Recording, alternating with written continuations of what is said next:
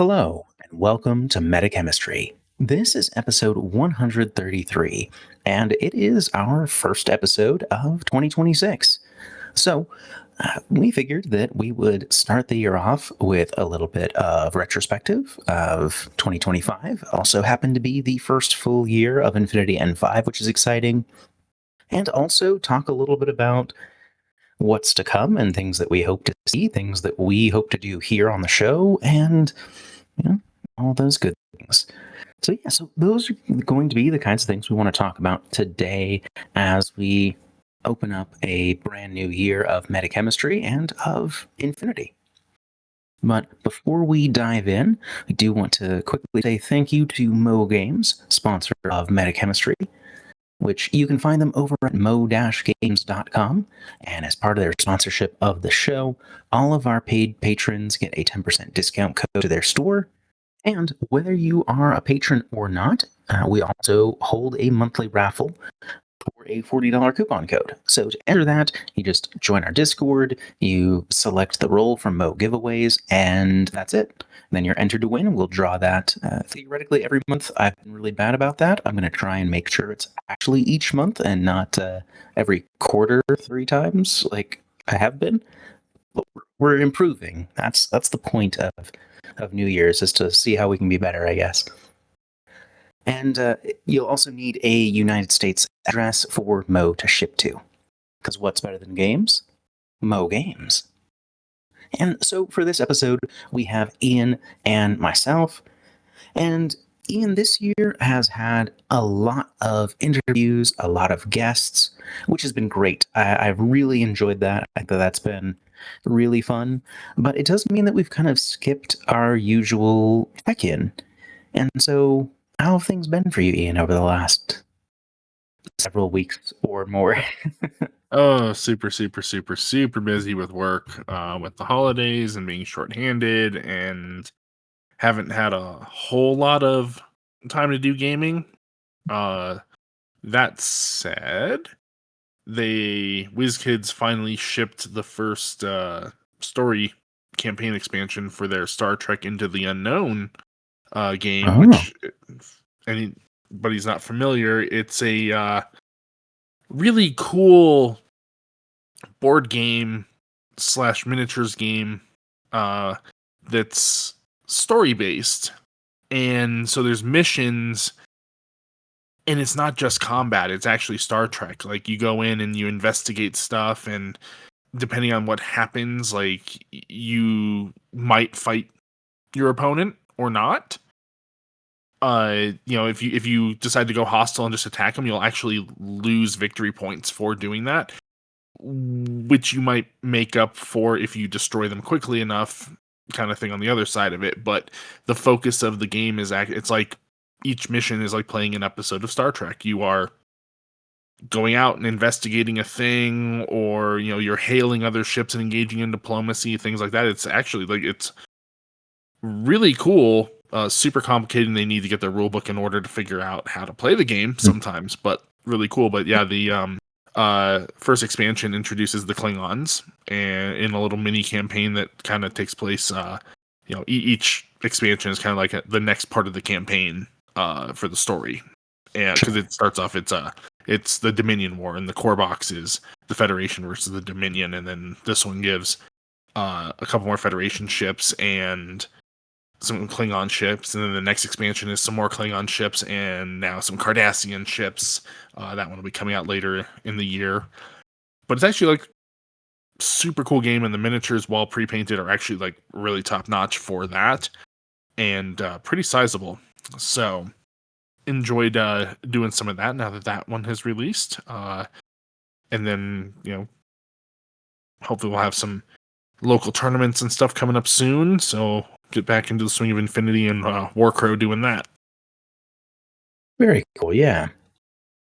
Yeah, I feel like a lot of my gaming has fallen off, especially over the last several weeks. Just how holidays land, like Thursdays are common Infinity nights and things like that. So, and it's all been on Thursday. Yep. So, yeah, a lot of holidays landing on the day, so that's been a little bit tricky. But I ended up most recently swapping off of my next wave for a little bit to do some more stuff with Tunguska, and that's always fun. So I've been enjoying some of that. And yeah, otherwise, it's been pretty quiet. I haven't done a lot of painting for a while. So that's something I've been trying to find something to get back into. So last night, I finally put some paint on some models. So it was something and kind of got started. So I'm doing a proxy for my tag Triba for my Tunguska tag pilot.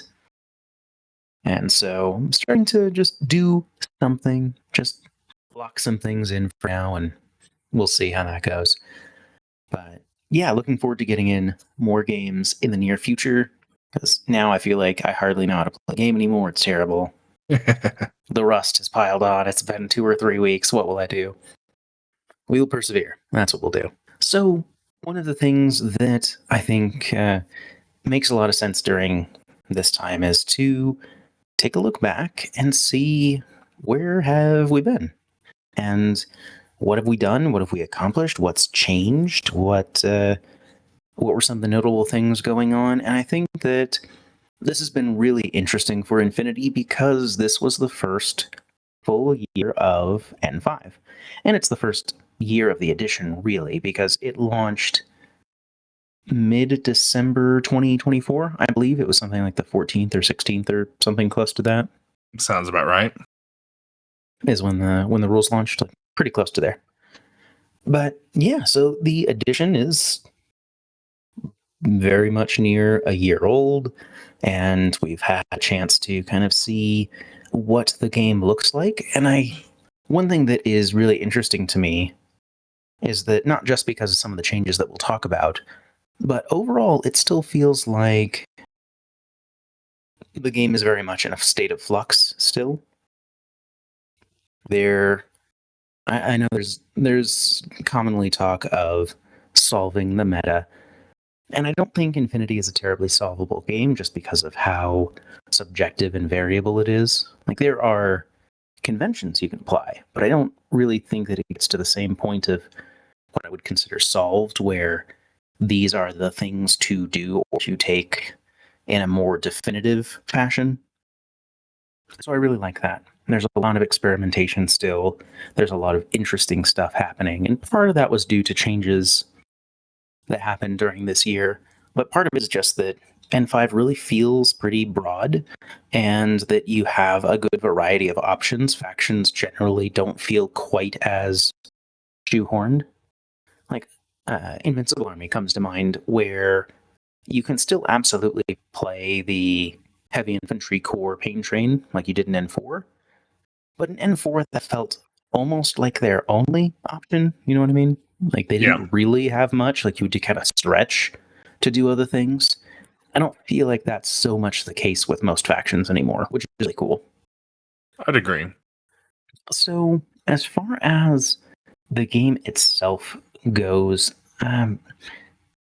some of the big things that we saw, obviously we saw the rulebook updates, the 5.1 and 5.2 rules changes, which were big for the game. Those were things like, we saw a bunch of rules clarifications and verbiage cleanup and the like, but we also saw things like more clearly explaining how jet propulsion works.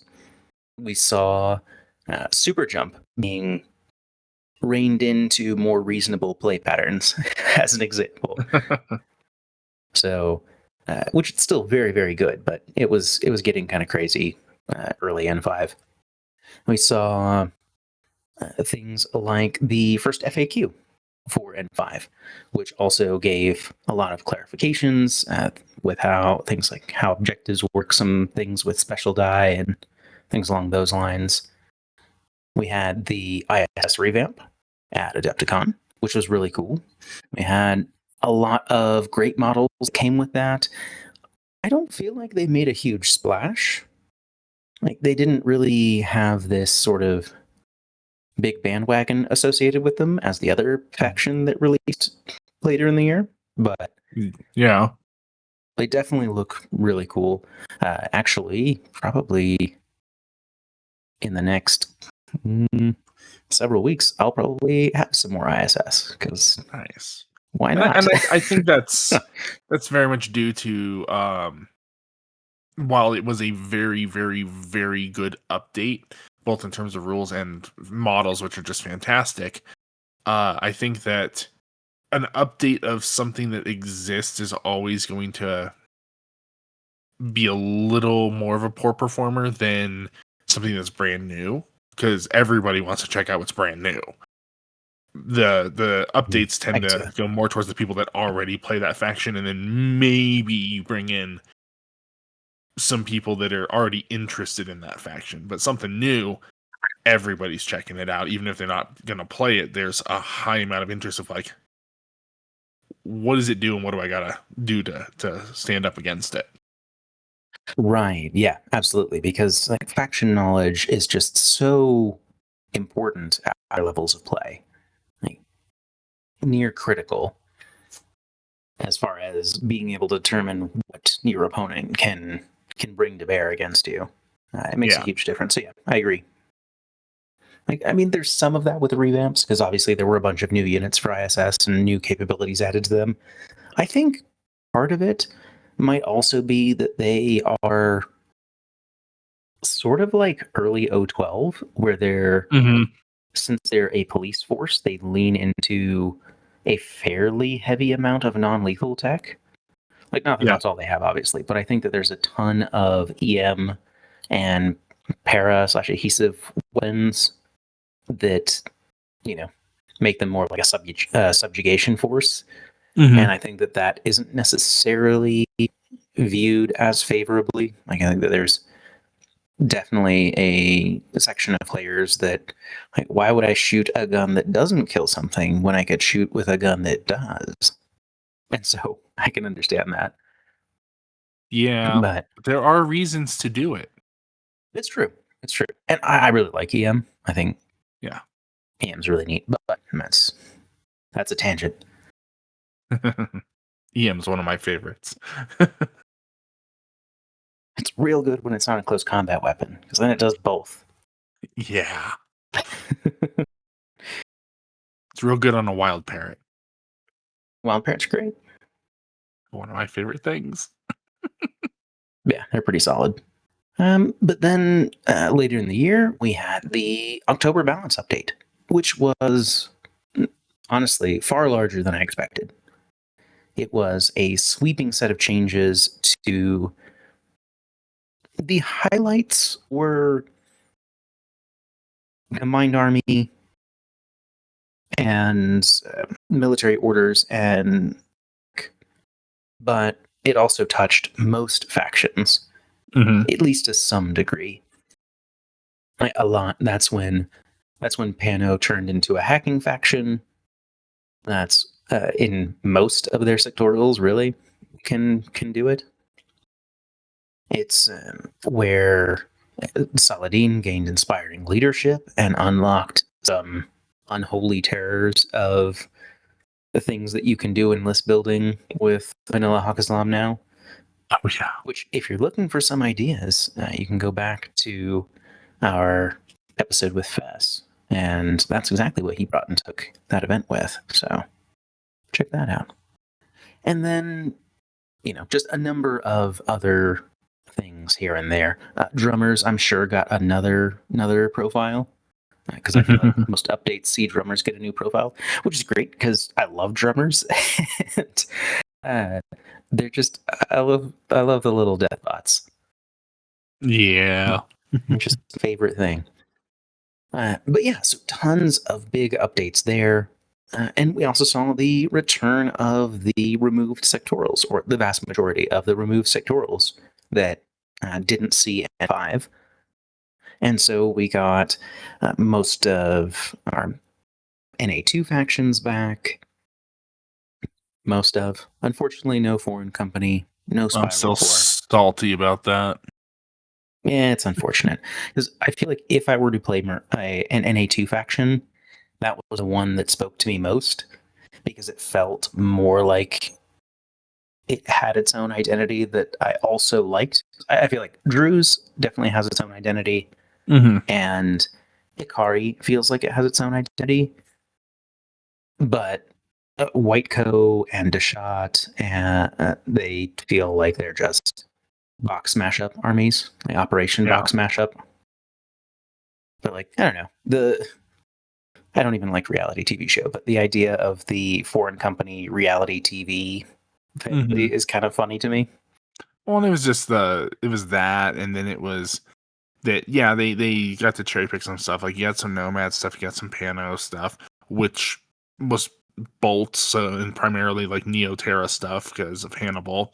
But it also, like, they leaned heavily into the mercenary side of it, with like corporate security units being like a major factor in that faction, more than most other factions. And then uh just being able to, Kaplans, one of the few places you were able to take Kaplans, which are one of my favorite units because the models are fantastic. They are cool. So yeah, I am very salty that we did not get Foreign Company back. Spiral, whatever, everything everything Toha wise is available in Toha. You just can't take them with brawlers and a couple of other human mercs, like whatever. Yeah, some of their unique profiles didn't cross over. Like, I'm pretty sure there are like Togmo profiles and Kriegel profiles that were in Spiral but didn't make it back to vanilla. And that's But fair enough. At least the units are there. And then we did get Starco back. So that was kind of cool. Because I of the rest of them, I do like Starco, even though they just very much feel like the fourth Nomad sectorial. A little bit. But they are pretty cool. And Starco is, when you go into the lore, like they're one of the original mercenary companies, like in the lore that you hear about before NA2 existed in the, as a playable factions. Yeah, them and Drew's, yeah. Yeah. Yeah, which is pretty cool. Like, mercenaries never really been my thing, but I'm glad that they're there for the people that enjoy it. Yeah. And like, it makes sense with the themes of the game, yeah, of these Black Ops Wetworks kind of missions. Yeah, let's hire some guys that if they die, we don't got to pay them. There you go. And then, of course, we get the missing Ariadna and Pano sectorials returned to us. Yeah, and that was huge because, I mean, with all of these sectorials, generally speaking, I can't speak as thoroughly to the NA2 ones, but they all had pretty big changes. And these weren't just like, because I like to have kind of tempered expectations when new things are announced, to try not to like overhype myself and then be disappointed. And so I was kind of expecting these will be translated into N5 rules, and there might be like some discounts on some things that were underperforming, or things that would have seen discounts otherwise going into N5, like heavy infantry and tags went down a bit. I was kind of like expecting that to be it, but it ends up being like very significant changes. Like, I don't know if I would go as far as to say it changed the identity of some of those sectorials, but I feel like it definitely added significant dimension to most of them. Well, especially with the Ariadnan ones, where it gave them back their teeth. Because especially when you're looking at some of particularly Merovingia and then US, that hadn't really gotten a meaningful update. Caledonia, I think, had some builds that in the prior iteration that were very, very mean. So they did also benefit from this as well. But Merovingia and US both were lagging very far behind. And this took all three of those and just went, here you go. Let's make these pretty legitimately scary in the combination of things that they can do now. I'm very, very happy with it, even though I'm playing TAC. I would have been happy to play any of them uh, for this season, but For we sure. didn't have them back yet when that vote went through, and that's totally fine. I'm enjoying TAC very much because they also got some updates in this as well, but Yeah. they all stand tall now. And then Hmm. the Pano ones, and again, they were, especially when you're looking at things that like Neoterra and Varuna could take, and Akon even, like, they were already pretty good in the last iteration, if a Hmm. little limited in terms of options. And then this just smoothed them out. And like, yeah, are they a Kestrel? No, but they can stand up next to Winterfor pretty easily now. Yeah, I mean, it's really interesting to see some of the changes. Like, I was surprised with, um, like I said, the hacking changes. I think were kind of the biggest buzz around them. There were definitely other cool things too, but to see like the blocker with the extra burst and easy cheap duo for a special die and X visor after the pitcher change where the range was the positive or the zero range was reduced. Mhm. Things like that really, and built-in firewall, like things like that where like Pano has, like, their hackers are not generally like the top quality hackers that you can see in Nomads, Aleph, Find Army, but they are very good and good utility, and they tend to be fairly cheap overall. And you can bring several and kind of make up that quality with quantity pretty readily. And Mhm. Neoterra can take Deva hackers, which are very solid. Uh, so, but yeah, it was kind of interesting to see that. And like same with military orders, where they got the, I believe it was the Knight of Justice got a pitcher. So you have a BS 14 wild card heavy infantry that can jump in. Deferzen got Trinity with a special die and can link with Firewall -6 Teutonic Knights and things like that. Like they can really throw around an info war game like they've Yeah. never been able to before. And then like Defersum is already pretty damn good. He just Yeah. didn't have like the peripheral things in the sectorial to make him top tier. Now he does. Yeah. Yeah. I mean, he's a very potent threat for sure. So, yeah. And then in the midst of all of those big updates, we saw the first brand new sectorial since the launch of the edition, which was Next Wave, which is really interesting for a number of reasons. And we've talked about Next Wave on the channel, both in our first impressions and in our initial overview with Polynikes and things like that. So we won't go too deep here, but it was a very different sectorial, and this was one of the first times that I can think of where this sectorial came out, and vanilla basically gets nothing from it. Like Yeah. vanilla combined has almost nothing. I think they picked up uh, Achilles' changed profile, which is really just the discount, which was substantial. I think it was around 10 points. And then they picked up the Sartroids, like Mhm. ADA one of each Sartroid, the Puzzler and the Rancher, I think. And I think that was it. And also, in addition to that, Balance Pass, Vanilla Combined lost a number of pieces. They gained a couple things and had some buffs on like their EI units, like the Anathematic and the Caronted, but they lost rest of Team Achilles. They lost a handful of other profiles, and in some cases, just profiles of units as opposed to the whole unit. So yeah, it was really interesting to see such a radically different sectorial that people are still kind of wrapping their heads around. I feel like, Mhm. like because you have 10 different players for a next wave list, and most of them are going to be wildly different, Yeah. which I think is really interesting. That's a cool place for a faction to be, where it's like, I'm not quite sure exactly how this will work, but this seemed to be pretty cool. And they can do that a lot of different ways, which is really interesting. but it's always just tight enough to feel like you have some very notable constraints, which is probably a pretty healthy place to be, even if it feels slightly stressful in terms of list building. But yeah, really interesting. Um, Lots of cool models starting to come out. I got my Achilles all based primed, so getting ready for him to hit the painting table soon. Got some proxies for some dinosaurs / sartroids or what have you, and things like that until those start to come out. So that's been fun. Yay. Yeah.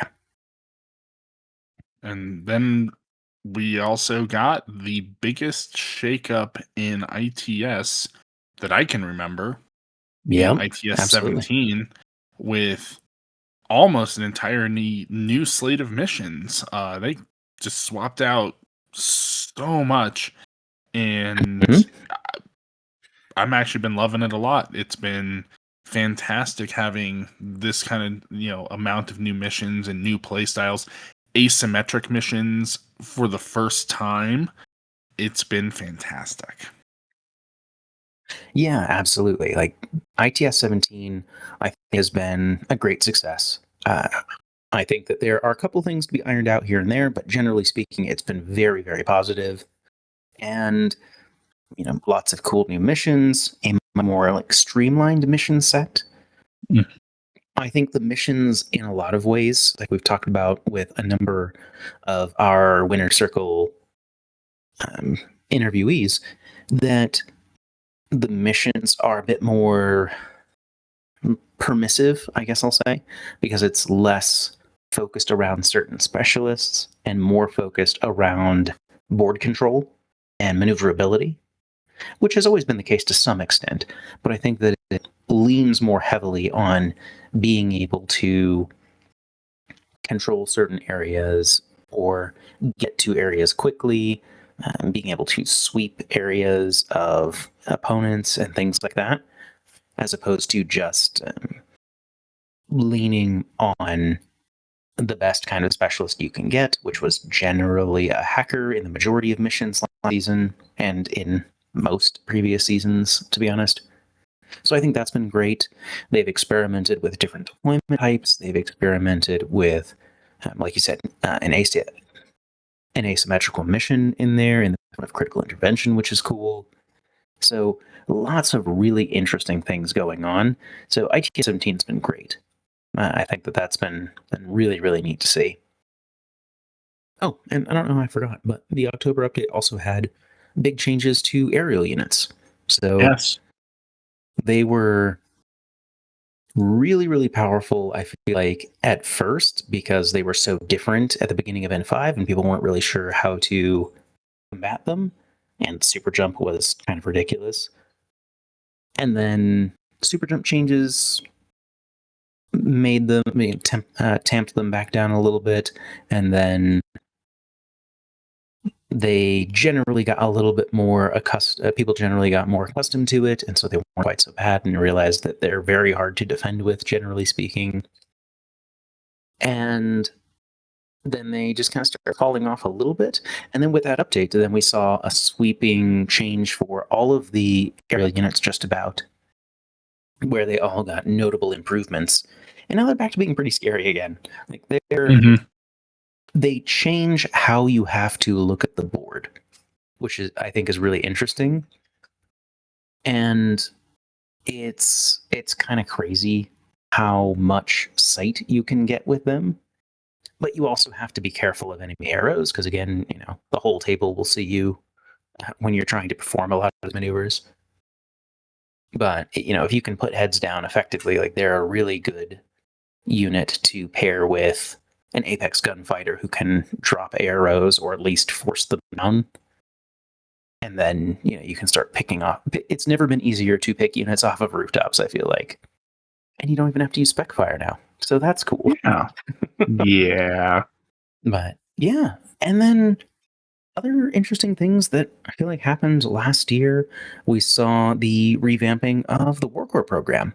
So We know CB and Coney leading the way have been pushing to get things updated.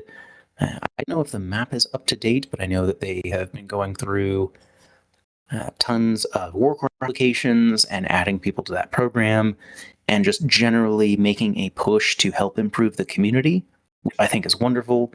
Like that's what makes the game. Like you can have cool rules and cool miniatures, but it only matters if people play. Like if there's no scene to play in, then it doesn't matter if you have the best game in the world. So that's really cool to see. I love that they're making the sorts of pushes. And tangentially related to that, this past year we were invited to join the content creator program, the Corvus Nest. So that was really cool to see, and to find just so many great creators doing all kinds of wonderful Infinity content, just tons of cool people making great connections, and just kind of having a space to kind of share some of what that is like, I think is really cool. As well as the affiliate program, which, being in the US, to be honest, it doesn't help us very much right now, as the near majority of or just over the majority, just the majority, you know what I mean, of our listener base is US, and due to the current climate, ordering from CD directly, has a bunch of added costs to it, which is rough. But it sounds like there's possibilities that these may include discounts, and we'd love to help out our international listeners as well. And so hopefully, that's something that pans out, and we can offer some sort of discount that way. That you get a little bit of something back, and then we get a little something, and everybody wins. Yay! Yeah. So lots of really, really cool stuff going on with Infinity, and also, to a lesser extent, us here, which has been great. And I think one thing that would be kind of fun is I went back to look at our episodes of this past year and found our 5 best performing episodes, as far as the episodes that people interacted with the most and listened to the most. And so I'm gonna go over these, fairly quickly, and just kind of talk about those and do a quick trip down memory lane for us personally here at MetaChemistry. And so for our 5th highest episode was our rules review on ITS Season 17. That was actually pretty recent. It just came out a couple months ago. It was just in late October. And yeah, and I think that part of, the things that we've been waxing on about for ITS 17 kind of held true with you all as well. I feel like I think that the community has really received this ITS season very well, and that it feels like a very positive direction game, and I think that interest kind of shows that that's the case, which is really cool to see. So I think that was definitely the majority of that was, hey, this season is radically different. What does it look like? What can we expect? That's the kind of stuff that's my takeaway in terms of things that it felt like you all wanted to know, is what's going on with it season, because it's so different. And so that's really, really cool. And number 4 was our State of the Game episode with Bostria.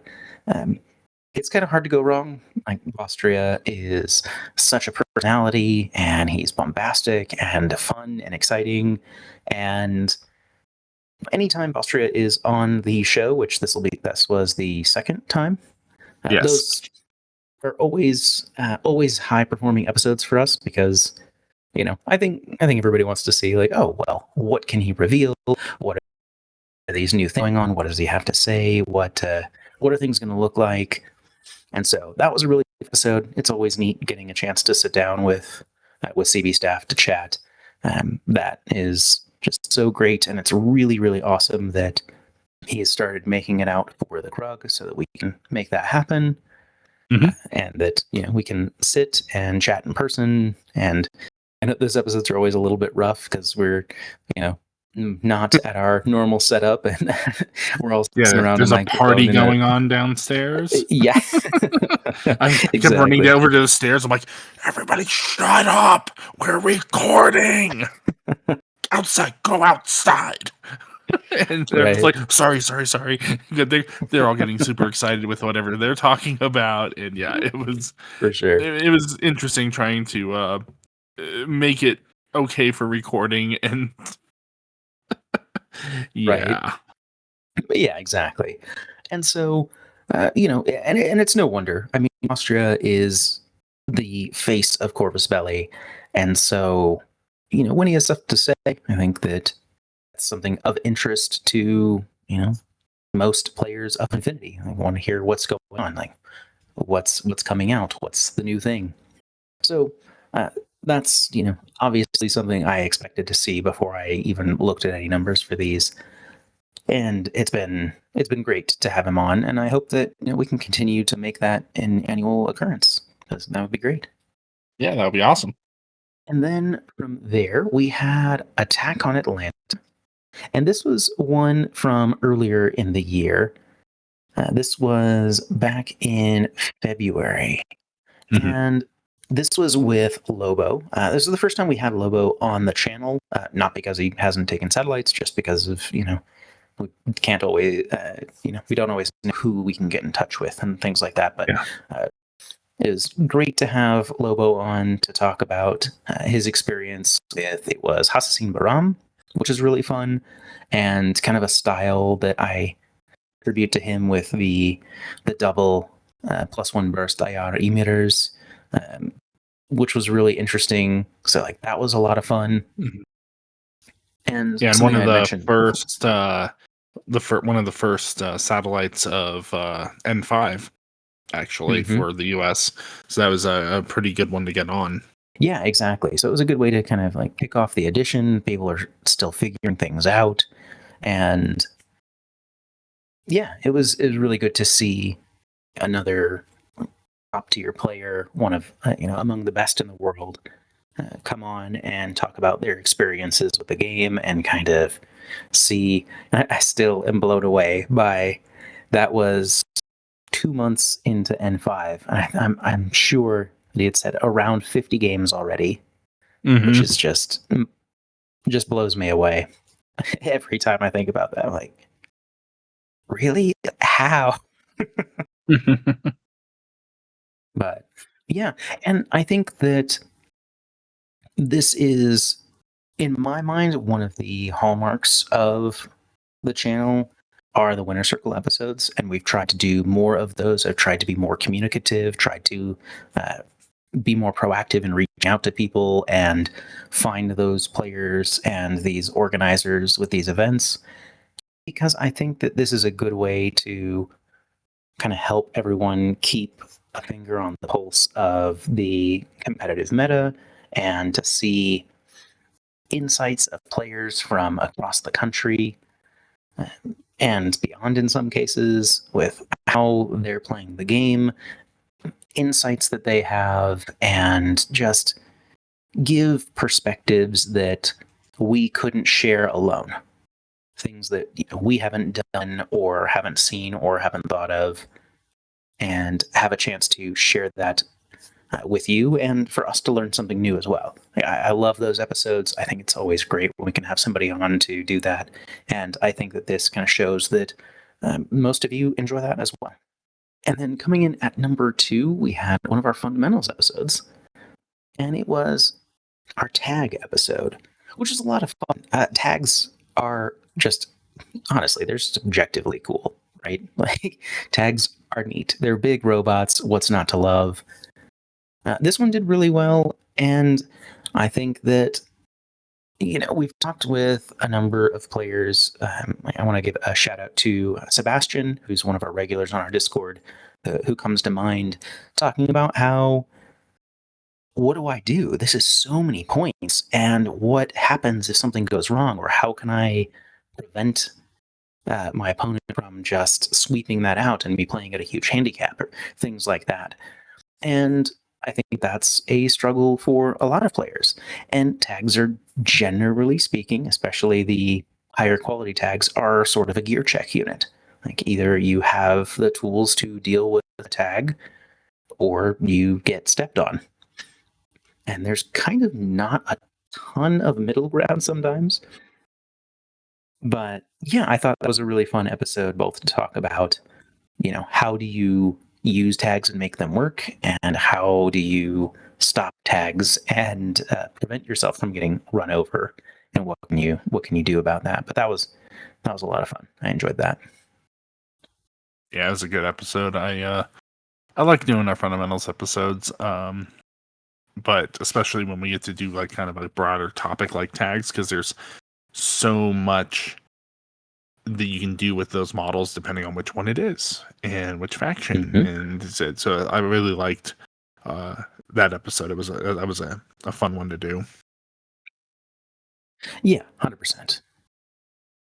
And our best episode, or highest performing episode, however you can look at it, for the year was actually right at the beginning of the year, right at about this time.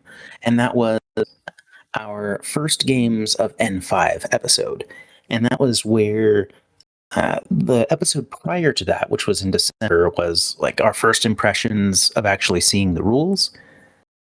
And then that episode, just a couple weeks or so later, was us actually playing a handful of games and starting to build some experience and just kind of coming to grips with the game a little bit and talking about how we felt about it and our initial thoughts and how much of that lined up with our on paper knowledge from the previous episode and how much of it like, nope, that was way better or way worse than I thought it was going to be.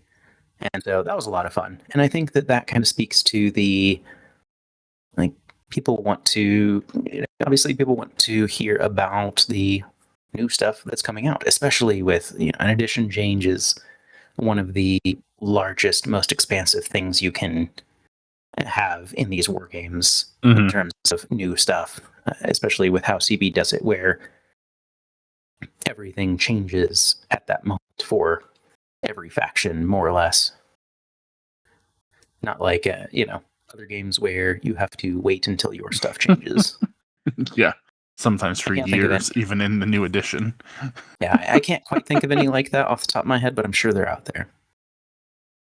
I mean, I feel like you're just being polite and kind right now because there's the giant elephant in the room. Yes. But no, I really love how CB does it with making sure everybody's kind of, for the most part, getting their updates all at once, and everything has an internal balance all at once. And so, having been through several of these edition changes with Infinity, it's always super exciting to kind of see, okay, so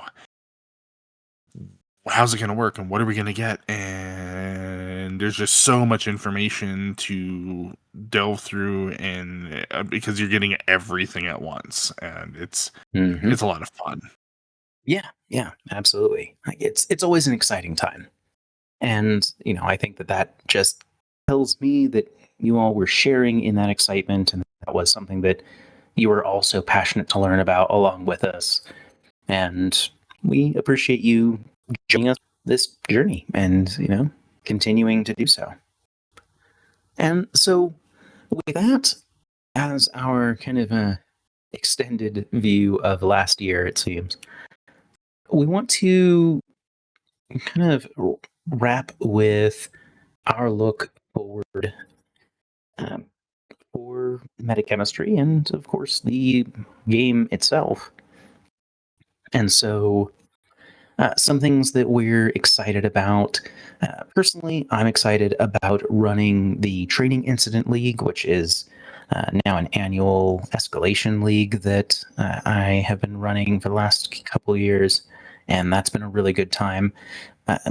I attribute most of last year's success to the changeover in edition, but I'm hoping to get things started soon for this year, and I hope that it's even, if there's even, half the attendance of last year, I will be pretty happy.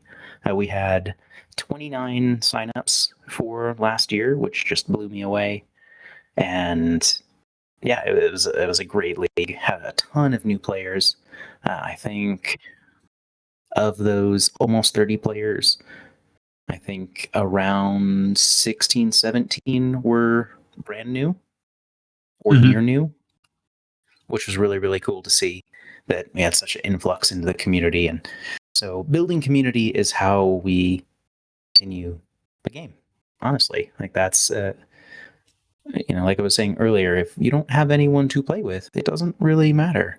And so, some of the longest friends that I've had are through this game, and you just build these connections with people, especially if you get the chance to travel for events. It's great to make these friends that just kind of persist through the years, and that we can bond over this game and then other things that we encounter along the way, of course.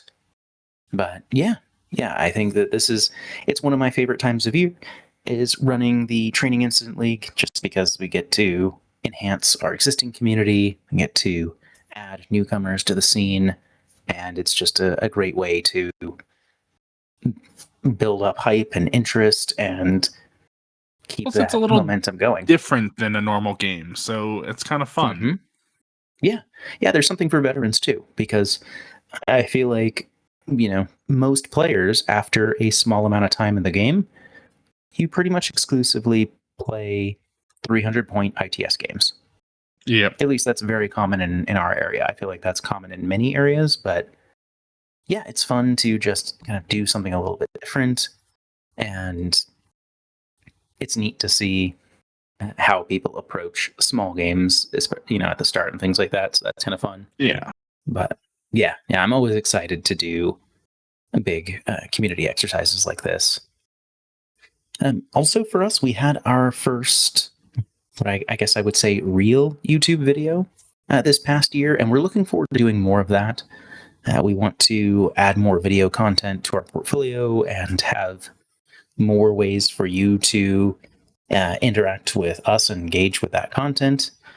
And so let us know what you would like to see. It's kind of hard to, as this is very new for us, it can be kind of difficult to see, what is good or interesting for the podcast and what is better off on YouTube. And now we do have it linked to our podcast, so you can listen to our podcast via YouTube, of course. But as far as dedicated video content, that's something that we want to explore, and we need your help. So please let us know what you want to see. You can comment on this episode on your podcast platform of choice or on YouTube. You can jump on our Discord, and we have a channel for suggestions. You can just message us or send us an email or whatever the case is. Let me know, because we'd love to hear that. And it doesn't have to be about YouTube content or video content, but that's kind of where we want to drive a little bit more in this coming year. Yeah. And to that end, we are looking forward to starting battle reports soon. I said that was a goal last year, and it was, that we didn't meet. But we have finally gotten some basic equipment for a simple setup. This is not something that we're going to see like the beautiful Swiss Miss gaming battle reports or something like Vanguard Tactics. It's not going to be wildly polished or things like that. But I'm trying to focus on doing something instead of worrying about if it's perfect. They say that perfect is the enemy of good, and I have a hard time remembering that sometimes. So battle reports are definitely in the future for us this year. We have gotten our basic equipment. We do need to kind of get a space set up for it, which we can do, but that's something that I would expect in the coming months. So yeah, so that's something that we are looking forward to. It's something we've wanted to do for a while, but it's kind of daunting to jump in. And lots of people like different styles and what is going to work best for us, and what do most people like or want to see, and is it going to be worth all the extra effort and all of that jazz. But yeah, so that is something that we are going to do soon. We also are trying to form more partnerships. We're working on more projects. We're doing things with other creators, most of which I can't talk about right now, but I'm excited to share with you in the coming months. So that is really, really exciting. And it just brings a lot of great energy working with other like minded creators in a way that nothing ever stopped us from doing it before. But things have really been facilitated now to make that much easier and less daunting, which is really, really great. So, super excited for that. On that note, as far as other ways to support the show as we are trying to grow, we'd love to hear if you are interested in merch as a potential option. We've done some t-shirt designs just for kind of personal use while we're at events and things like that, or tournaments. But would you at home be interested in MetaChemistry shirts? Do you need more mugs? Do you want MetaChemist stickers? Like, what would be interesting to you? Let us know, because that is something that we've been pondering to try and help keep that momentum going and make sure that our bank account can keep up with our ideas. That would be great. Yeah. And speaking of meetings, I am planning on attending Adepticon this year, so super excited for that. It doesn't sound like Ian's going to be able to make it, but we'll see what happens. But I am planning to be there. So if you are going to Adepticon this year, you should definitely say hi. I'd love to meet up with people and chat. And I think last thing that I think it would be fun to wrap up with is to talk about the upcoming satellites for this quarter. And I do want to do this a little bit more frequently. I know that sometimes we will do event shoutouts, but a lot of times that's by organizers checking in with me, and I want to be more proactive about that. Those of you that do check in with me and talk about those shoutouts, thank you so much for doing it, because I am a wild procrastinator. So pinning me down is incredibly helpful. Yeah, and things slip my mind easily. So definitely reach out if you have things you want to talk about or promote, and we're always happy to talk more Infinity. But yeah, for now, we just want to start off with the events coming up in this quarter. So over the next couple months, what we have going on in the U.S., we have Sin City SmackDown in Las Vegas, Nevada. That is happening at the end of January to beginning of February, the 31st through the 1st. So very soon. Same weekend in Atlanta, Georgia is Attack on Atlanta. So you'll have to decide which one of those you're going to, but I'm sure by now you probably already have. Yeah. Then third weekend of February on the 21st, we have Patuxent Prime in Maryland. This is the Patuxent Prime 2. Then in Virginia at Hampton Roads on March 7th through 9th will be Tidewater Tempest. Washington on the 14th and 15th will have the Mead Hall Mayhem in the Seattle area. Adepticon, which I will see you there. I'm not planning on participating in the satellite because we've got some other stuff going on, but I will be there in Milwaukee, Wisconsin. That is March 29th and 30th is the satellite event there at Adepticon.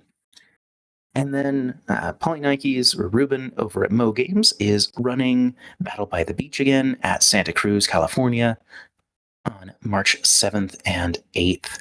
So those are the up and coming satellites for the US. So that's what we've got coming over the next few months.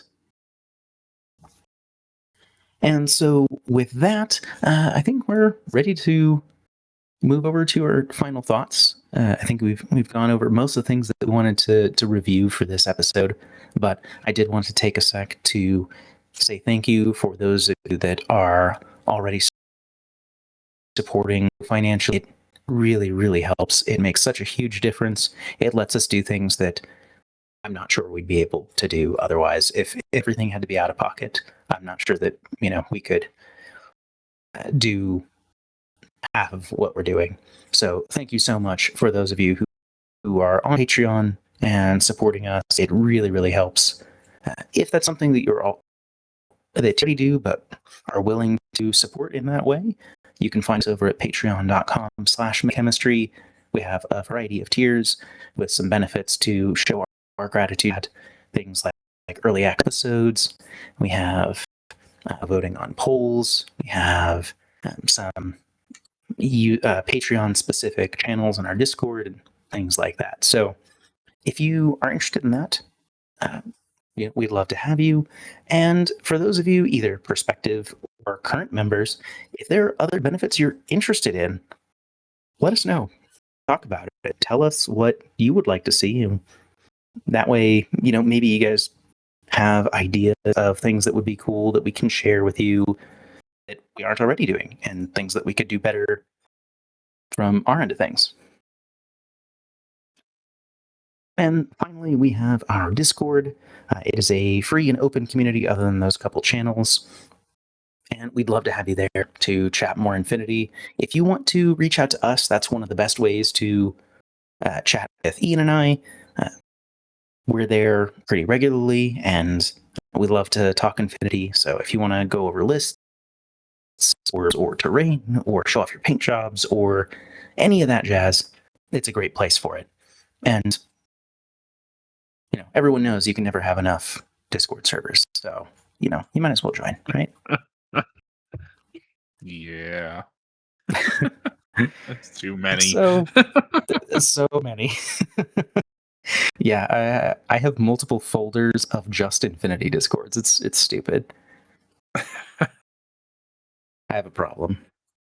Yeah, you do. I'm pretty sure it's called being terminally online. I think that's what they call it these days. Yeah. Yeah.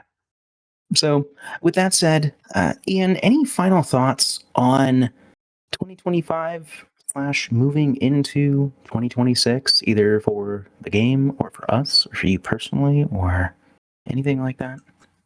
Yeah, I think it's been a good year. With new edition, like just CB keeps hitting banger after banger out with the updates, whether to ITS or the sectorials or new factions, things like that. It's been really good. As far as the show, like we've been getting, like you said, a lot of the winner circle is in, and that's been really cool. With everything we've been doing, connecting with the wider community and other content creators, and yeah, I've been pretty happy with what we've been doing and how everything's been going, and fact that we're still here 5 years in 2 editions later, still at it and still having fun. That's right. I totally even forgot to to mention that. Yeah, this episode, or I guess technically last episode, marks 5 years of MetaChemistry.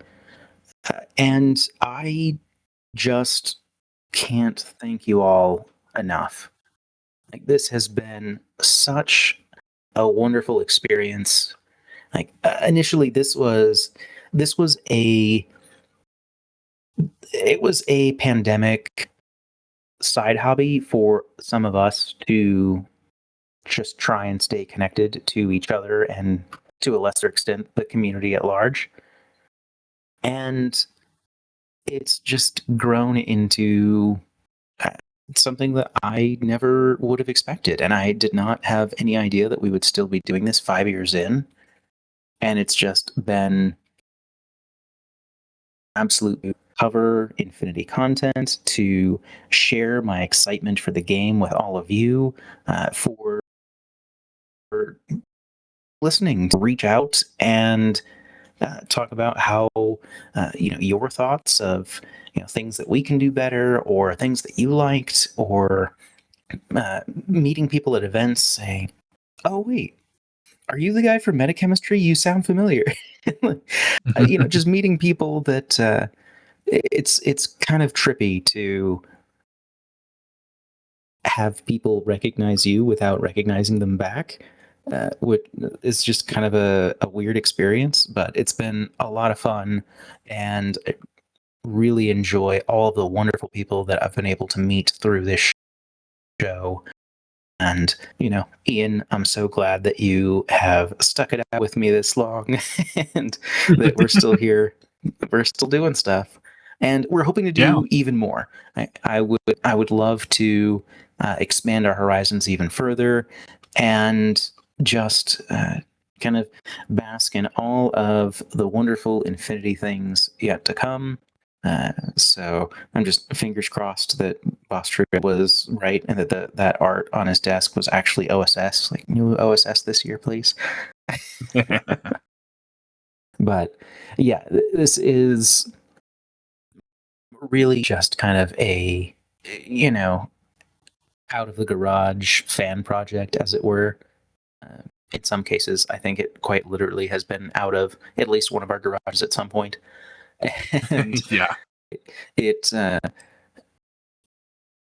just has great time. And thank you all for supporting the show. Of course, financially, but even just listening, commenting, joining our Discord and chatting with us, saying hi at events, just uh, showing us that you're there, and this is something that you want to hear, and that I just feel so privileged that this is something that uh, other people enjoy. And I'd be happy to just talk about infinity for hours on my own, but it's so great that there is a community of people that are interested in doing so along with me. So thank you all for that. And on behalf of MetaChemistry, I've been Devin. And Ian. And that's the meta.